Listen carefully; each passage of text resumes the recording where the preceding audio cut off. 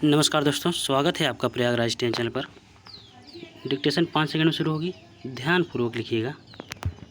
Ready, start.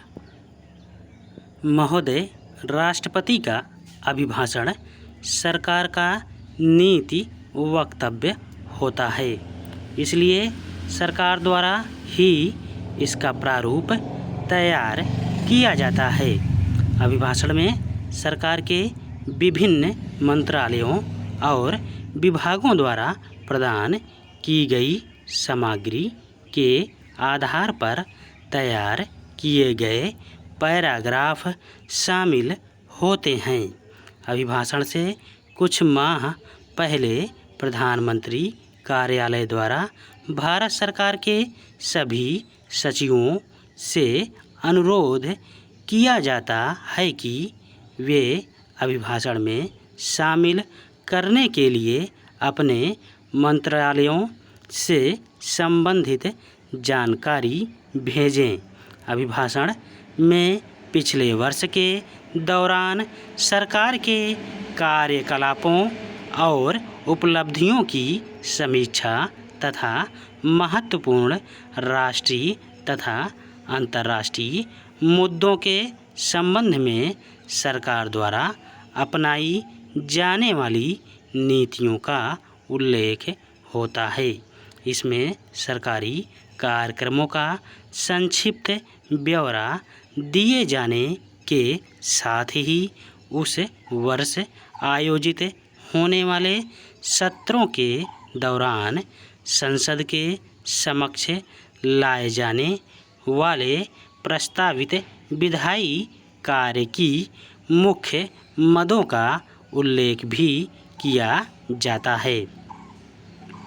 भारतीय संसदीय प्रणाली में लोकसभा के प्रत्येक आम चुनाव के बाद पहले सत्र में सदस्यों के शपथ लेने या प्रतिज्ञान करने और अध्यक्ष का चुनाव हो जाने के पश्चात राष्ट्रपति संसद के एक साथ समवेत दोनों सदनों में अभिभाषण करता है। राष्ट्रपति द्वारा संसद के एक साथ समवेत दोनों सदनों में अभिभाषण किए जाने तक और कोई कार्य नहीं किया जाता है। ऐसा इसलिए किया जाता है कि ताकि राष्ट्रपति के अभिभाषण को बाकी सभी कार्यों की अपेक्षा अग्रता दी जाए। इसी कारण प्रत्येक वर्ष के पहले सत्र में राष्ट्रपति का अभिभाषण उस तिथि और समय पर होता है जिसे संसद के दोनों सदनों के सत्र प्रारंभ किए जाने के लिए अधिसूचित किया गया हो।